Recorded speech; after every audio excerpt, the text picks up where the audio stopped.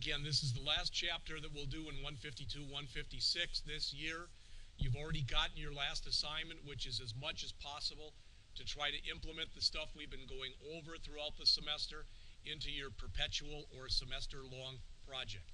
In fact, that's your last assignment both for in here and in the Swift or iOS class. In that class today, we're going to go over a core data example. We should be able to do that hopefully in the first hour today. All right? My daughter is in the middle of, evidently, of trying to see if she can buy some car. So I've got to call her at 2:15 in case she needs, depending on whether or not she got it, it's something with financing. Doesn't sound good. All right. So in this chapter, as it says, we'll use a list fragment to display or manage a view.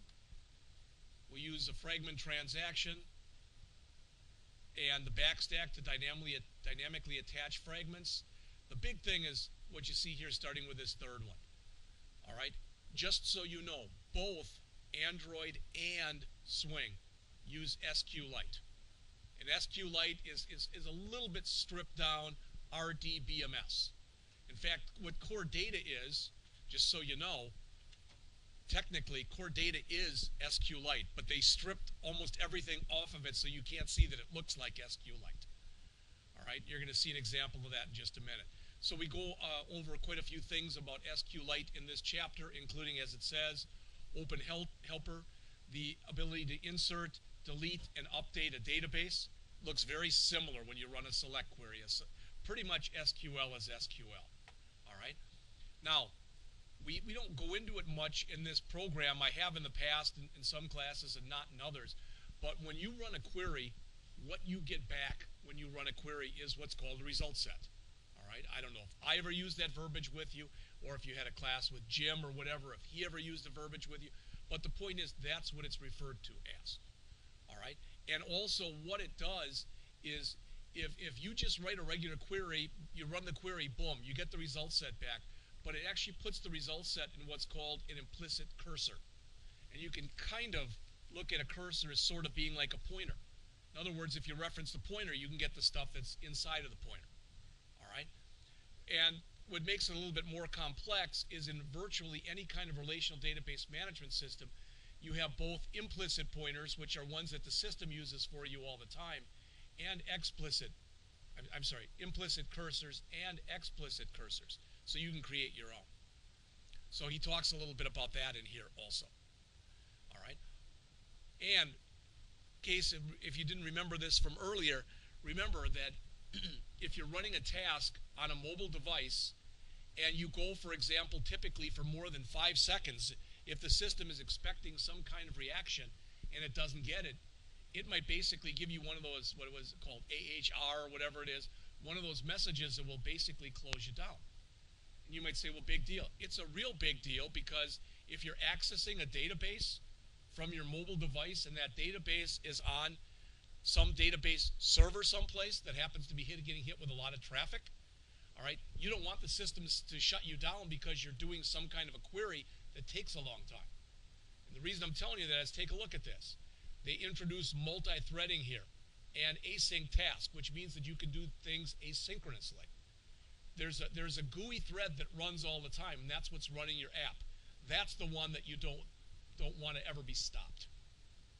All right? Or normally you don't want it to be stopped. All right? And then lastly, what he does is, and you'll see this in just a minute, is he defines common styles. So you don't have to keep defining the same style all the time. And for lack of better verbiage, just so you see it, okay, this is, if you look right here, this is what the app looks like in the chapter. This is an address book that's all filled up. You'll notice it's automatically in alphabetic order. And if you look over here, so if you click Paul, this is what comes up. And hopefully you can see that it resonates well enough on the screen. And that is the fact that every one of these text views that you see right here, they're all rounded. Okay, so we stuck a border radius property in there and defined it. And it also has a little bit of a background kind of color to it. And it's a little grayer than normal. All right, so they define that once and then they use it for everything. All right, so as it says, the contact information is stored in an Sqlite database on the device. All right. And as you probably guess, when you come in there, you're able to edit information. So if you click the little pencil there, it brings it up. The only field that's mandatory in here, you want to guess, looking at all those fields, which would you think would be the only one that's mandatory? Mark guess name. I guess he's right. All right. So name, phone number, email, address, city, state, zip. What's kind of cool about this example too, just so you know, all right, when you go in here, and I mean this is something we've done many different times before, but if I come out to here,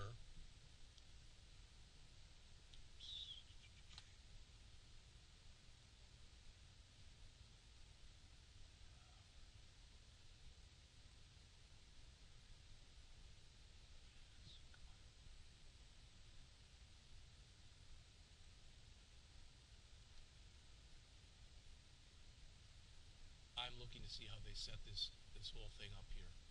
All right. The idea is when they're setting this stuff up, they're going to be setting up stuff in a generic manner. All right. Maybe it's because this was the last example that's actually in the book. I don't know. But he kind of goes nuts. Again, what do I mean by that? Well, I just said this to you. He creates different strings for each one of these, and each one of these, and other stuff. All right. Yeah, in his strings.xml file. All right.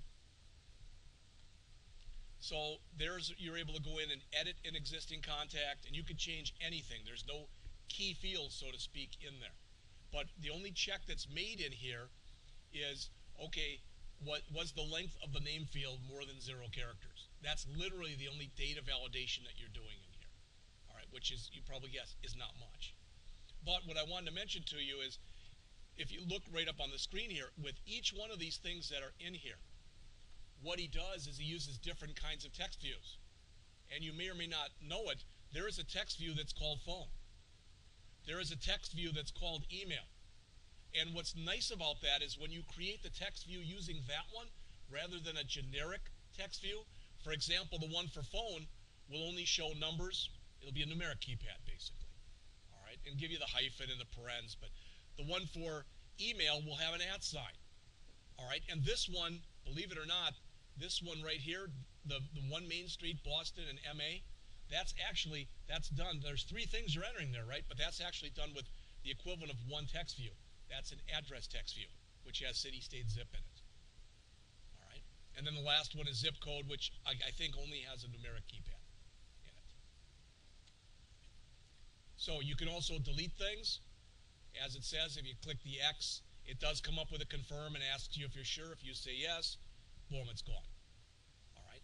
Now, the key thing to this is when you take a look at it right here, it may not look like it because this is really big, but that's a phone. That's not a tablet.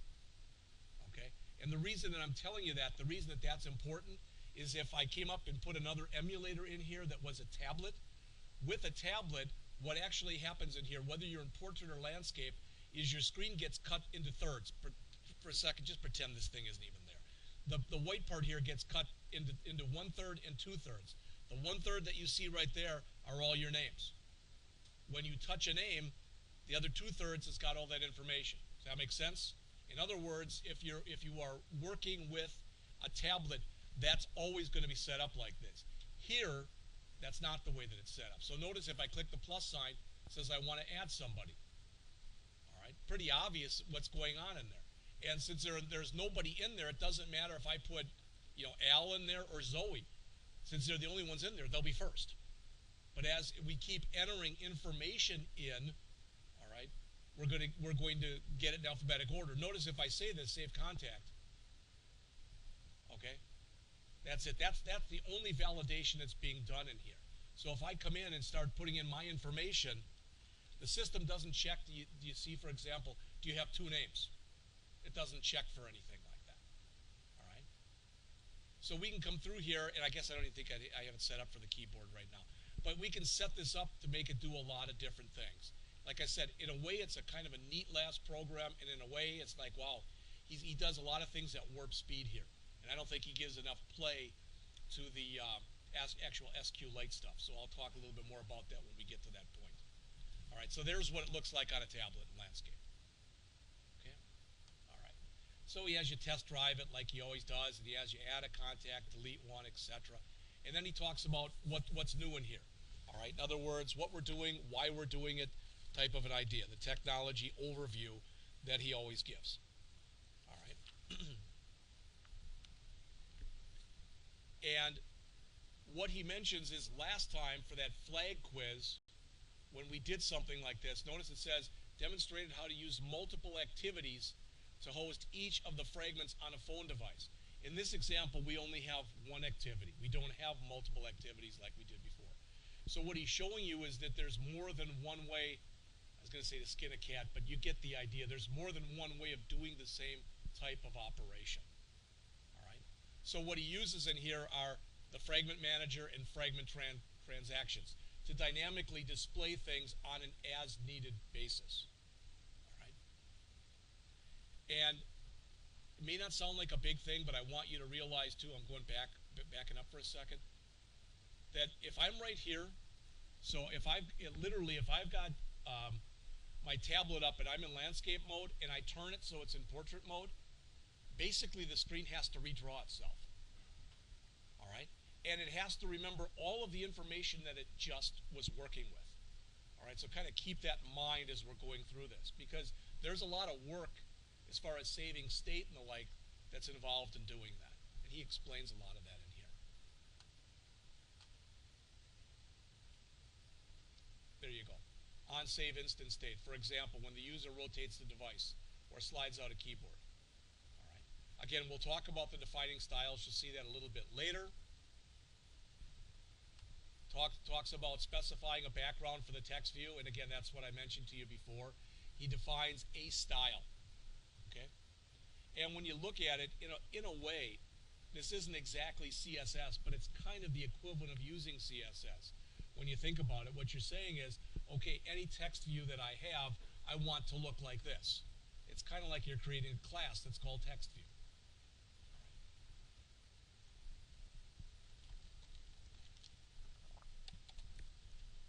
Again, as it says, we're going to be using a cursor adapter in here to display the results of a database query.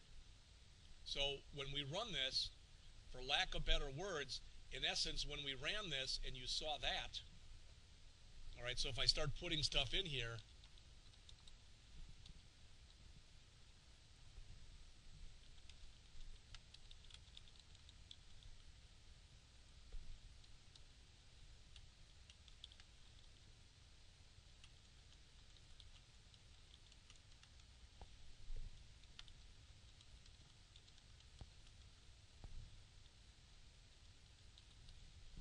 and I save the contact, boom, there it is. So now I can come in here and I can click on it and you can see what happened. You can see how it changed. All right.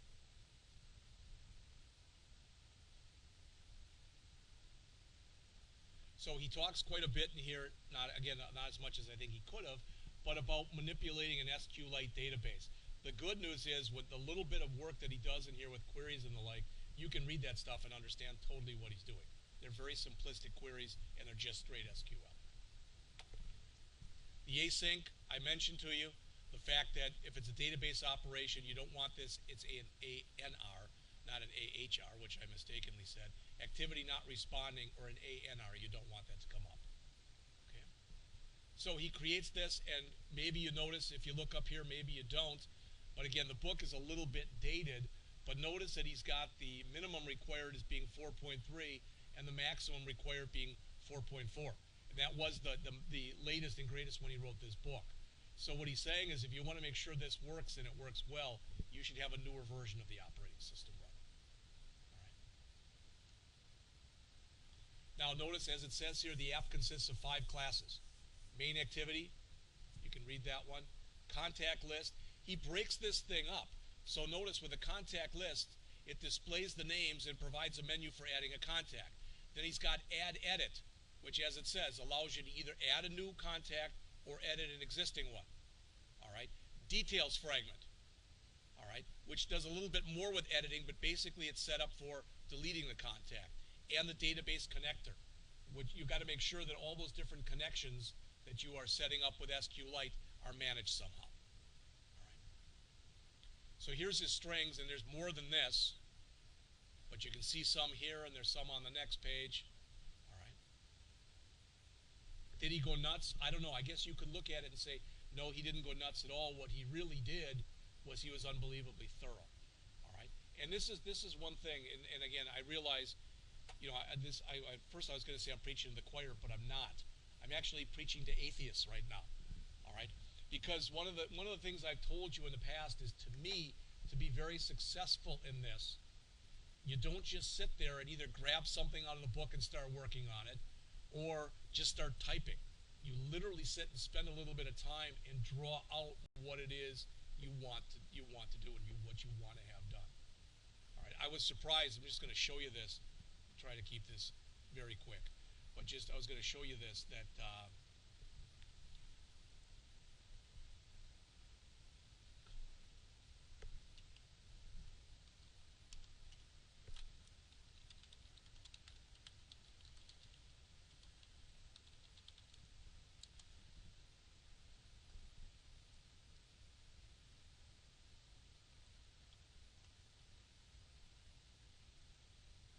now I've got two of the first-year students, Ben LaPaz and Luke Kirkpatrick. They said right where Mark is, right there, and right next to where Mark is. They're both really bright. They're going to be working on their internship now for a thing that's called Threshery.com, that's out of Janesville. All right, and you can go out to the site. It's no big thing, but there's not much to the site right now, and they want a total redo on it. So why am I telling you this? Because the guy who asked for the total redo sent him this. Yeah, of course you will show it to me.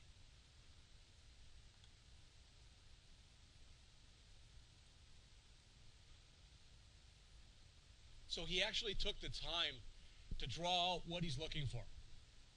Now, he didn't spend a lot of time doing that. It's very crude looking, but at least he wanted them to have an idea, since he's the customer, of what it is he's looking at, all right, and what he desires. In much the same way, my guess is that most of you, and you can say, no, I didn't do that. Okay, then you didn't. But my guess is most of you, as you're working on this perpetual program, you know, the one that I've asked you to work on all semester, had some kind of an idea and just either look for something similar in Ditel or something similar out on the web, or you just started typing. You didn't take the time to draw anything out. That's what that requirements document was supposed to be about. That you took some time to sit there and literally draw something up in the way that you wanted to do it. All right. I mean, it's been proven. When you do that, you spend a little bit more time at the outset working on it, but typically it's going to work a lot better throughout the project because you got a pretty good idea of what it is you want to do.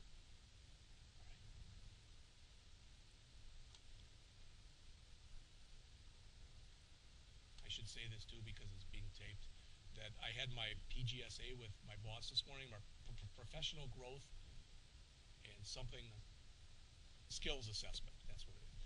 And she said, she asked me how it was working with the lab assistants and the like, and I said, as far as I'm concerned, great. She said, well, you know, it does go away though, like whenever it goes away. And she said, what would you recommend? And I said, I'd recommend that we keep you. That's what I told her. So she said, you know, that might not be an impossibility. I said, I'm not saying he wants to stay. That's what I told her. And she laughed a little bit. I said, that you'd have to ask him. But I said, that's what I'd recommend. And I said, I don't care what you're paying him per hour. I said, she goes, well, that's public. I said, no, what I'm saying is it's none of my business. But even if he'd agree to stay 10, 15, 20 hours, I said, students are willing to ask you guys questions that they won't ask me. And that's just, it's always going to be that way. All right.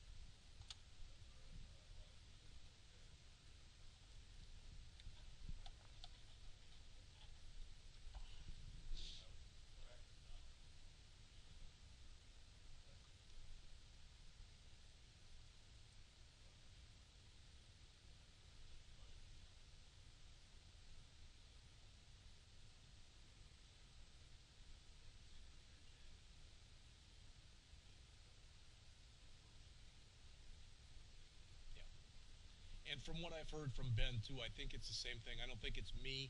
I don't think it's Denny. I don't think it's Arinda or Ed. It sounds like they're all like that. All right, because they're talking to people who have either are also in the program or have been through it or have taken classes, and you just don't feel as intimidated about saying something that might sound silly. All right, so this was the styles thing, and again, I'm not going to go through this. He goes through and he shows how he set up everything in here, but he's setting up something natural that he says basically he's going to want all of his stuff to be set up in a certain way, and here's the magic right here. This is about as close as you'd get to looking at where it would almost be like CSS.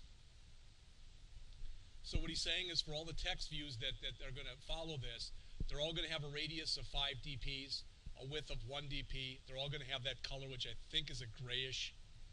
They're going to have a top border of 10 dps, a left of 10, a bottom of 10, etc. And when you set this up, one of the key things too is we're saying we want this to be of rectangular.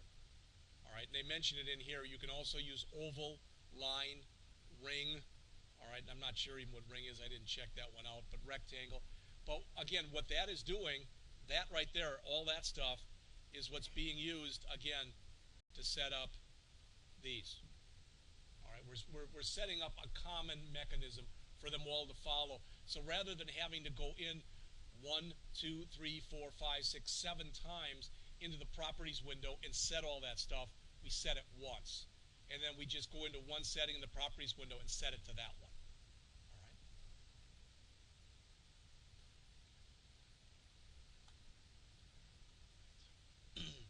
So again, with much of the stuff that's in here, okay, he shows you how he set it up.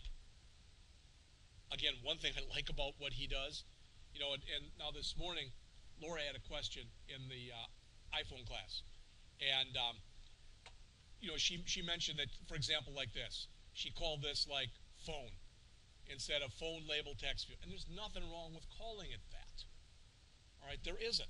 But the point is, the idea is, what I try to get across to people is whatever way, and how many times have you heard me say this? Do it whatever way you want, but be consistent in the way you do it. All right, and I do believe that even a bad standard is better than no standard at all. All right, and I try to tell that with the first year people. I look at, I mean, I don't take the time on every one of their programs to look through. Oh, gee, I noticed that Andrew right there didn't say button followed by something. He skipped that one. Geez, I better take off. No, but he's very consistent in his names as you take a look through here. All right, and again, he goes nuts and he talks about this. I want to make sure that you get this. Again, what he gets to in here is when he's setting this thing up, basically what he's saying is, imagine right here with this area that's in white, imagine that you could break that up into thirds. All right, what he's saying is I want the first third to hold these labels and the other 2/3 to hold this. Does that make sense? All right, because that's static data right there, right? That's never going to change. All right, that's transient data. That data can change. Not only that, if my number changes, I just click in here and I change the number, right? All right, but the way that he does that is he uses the weight property. Remember we talked about weight and how much importance something is going to have? The higher the number, all right, the more important that it is. And he goes through all that in here. All right. So again, he explains all those different settings for his text view. All right. And he goes through and he shows you this. What is this? Well, if I go out now, go back to here, all right, and I save it, okay, and then I go back again, what is it? Save contact. How do we back up here like that? Yeah, there you go. All right. So why am I showing you this? Well, if you look right there, what is that? That's the actual output of all the stuff that was put in. So that's what happens when I click on that, right? And he's showing you how he set that thing up. So he goes into a lot, and I mean a lot of detail. It sounds like he's very proud of the interface here. All right. How he changed the color and did a few other things. And again, that's gray. It's not black or white. Really and truly is gray. And he spent, I guess, time looking for the way that he wanted to set it up. But he goes through with all this stuff, as he often does. This is what I mentioned before. These are the different types of text fields. text views. Again, notice there's one for name, all right, and it's for entering names. And it says he's got text cap words. Start each word with a capital letter. That's what you're expecting. Can you override that? Yes. But by default, that's what it's expecting it to be. Again, edit text for phone numbers, email for email addresses, etc. All right. Like I said, I'm not going to go over this stuff because he goes on, and some of this is page after page, that he goes on and he talks about the different settings. All right. The other thing too is, notice in here, I've got two different things. All right, I've got edit and I've got delete. All right, and right now that's the only two things that make sense. All right. And when I don't have anything, when I'm there, I only get this. So in other words, he sets the menu up. If you may or may not remember, one of the settings that was on there was if room type of an idea, and that's what he's done here. On the other hand, when you're working with a tablet, especially a tablet that's in landscape mode, he sets it up so you can see everything at one time. All right? And he talks about that quite a bit.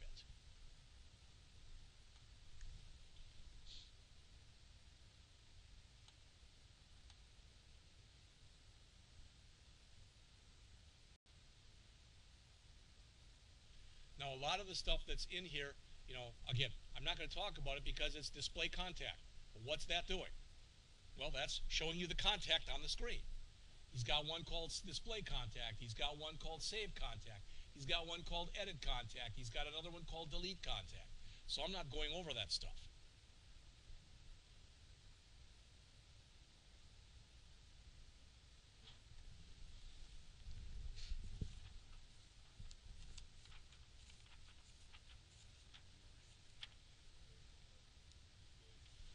That's a good question. Let's see. Now, can I change it while it's right here? Is that just F11?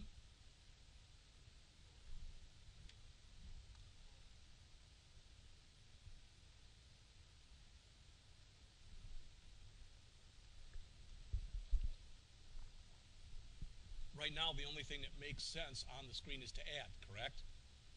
So when we had it in portrait mode, we just got the plus sign. Now we get the plus sign and the verbiage. All right. And let's see. Same thing. We get the verbiage in here. All right. I'm glad you asked that. Thanks.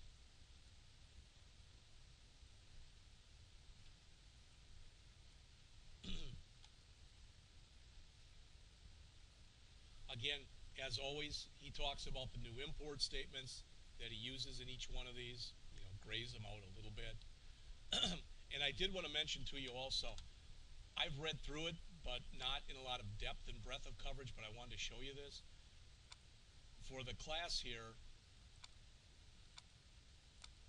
under the folder with today's date on it, that's the project, the one that we're looking at right now.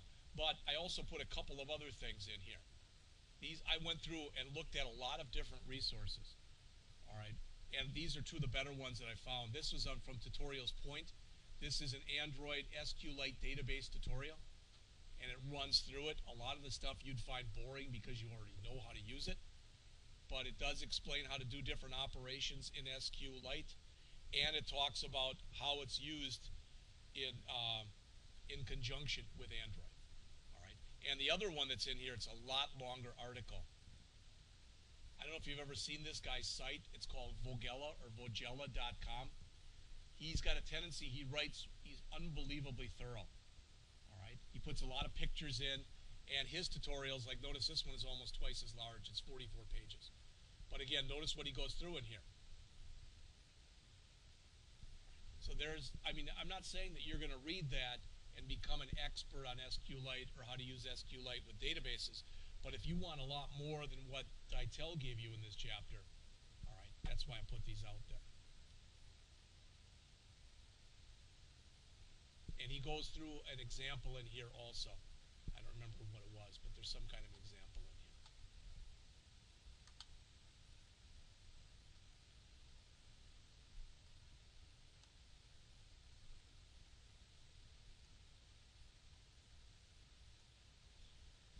think it's Sqlite, I think it's .org, not .com. That's got everything, and the claim is that that's now one of the biggest relational database management systems in use right now. And the main reason for that is it's used both for iPhone, iPad apps, and it's used for Android apps, which is going to take its numbers and put it right through the roof anyway. There are so many different relational database management systems that are out there. All right. I mean, we used to teach Oracle here because they gave us a lot of free Oracle software. Then they pulled that. So we had to look for something else. Well, then we found MySQL, which was free and still is. And it's interesting because if you don't know, MySQL years ago was bought by Oracle. And that was the big thing was, oh, but they're going to do what they did with regular Oracle, and they're going to start charging. But there are a good dozen really well-known relational database management systems. There's also one, I've never used it, I don't really know anything about it, that's called NoSQL, all right, which is fairly popular. I see a lot of articles and stuff on it.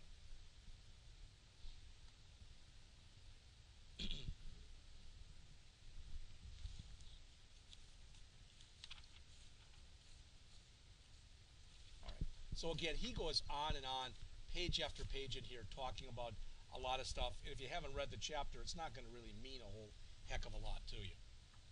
All right. It's not an exceptionally large program, and it actually makes a lot of sense when you start going through it and you look at it. What I liked about it is he ties together a lot of things like just adding alerts in an alert builder. All right. So rather than just deleting something, asking the user first, do they want it deleted? That kind of an idea. There is some database stuff in here. You're going to see some database stuff this afternoon in the swing class also. That's going to be, we're going to make Swift. Thank you. We're going to be making an unbelievably simple example. All right. But I also found something online that was similar. So I went and rewrote it, and I took your to-do list and rewrote it with using Swift. Thank you. Using Swift, and I wrote it in broke it up into 3 different things based on an article that I'm going to show you. What it uses is with core data uses Sqlite, but it doesn't call it that because it basically rips apart so it doesn't look exactly like a database. Okay? When you see it today, because we're going to go through the example, you're going to go, it looks like a database, but it looks like a real clumsy database, to be honest with you. That's what it looks like.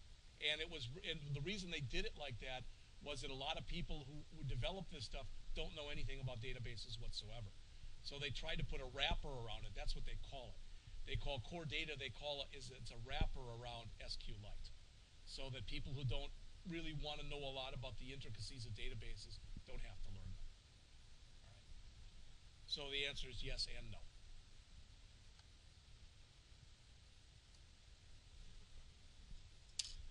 I'm starting to think that, in IT land at least, that's a really overused term to say that somebody's an expert. People say to me, well, geez, you're an expert on all this stuff. I say, I'm an expert on nothing. All right.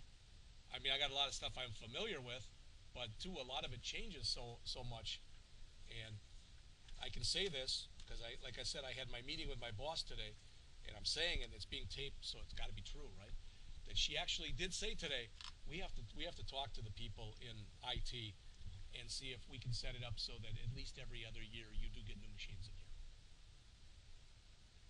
And you're all thinking, well, that would have been nice 2 years ago when I started here.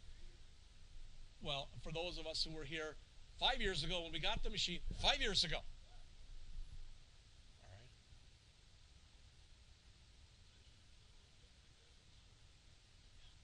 Yes.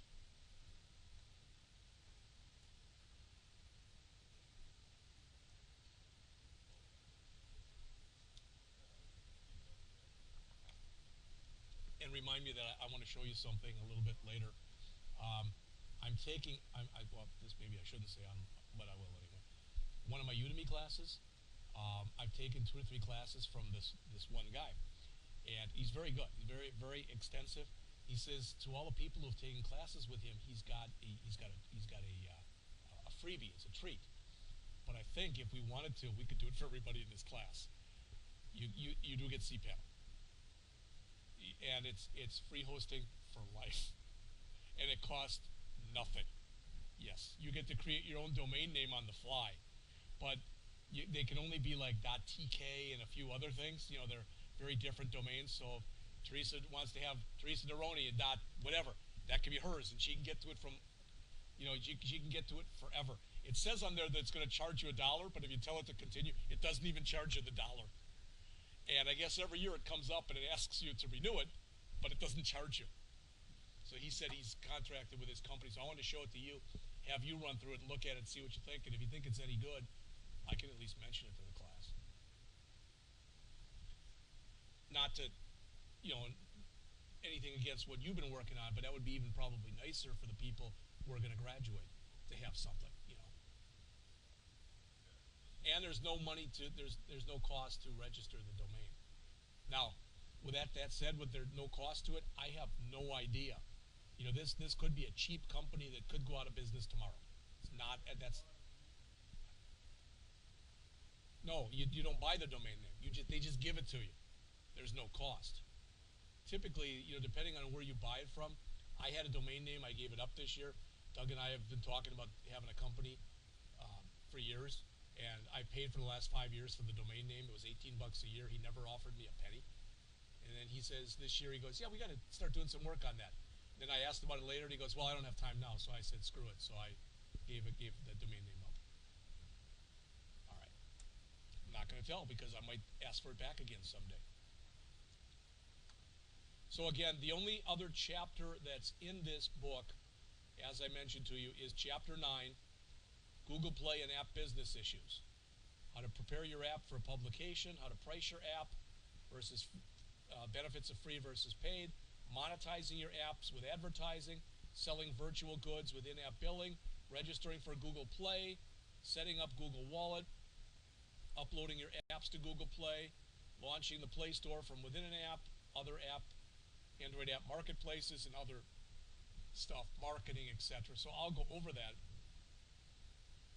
One of the biggest things, and I told you this at the beginning of the semester rather, one of the biggest differences between Android and iOS is with iOS it's $99 a year. With Android it's $25 for life. That's the way it's set up right now. You register once. All right. And I don't know if they come back every year and ask you to re-register or whatever, but supposedly it's a one-time cost. All right. A lot of iOS developers have complained about that for years, that isn't fair.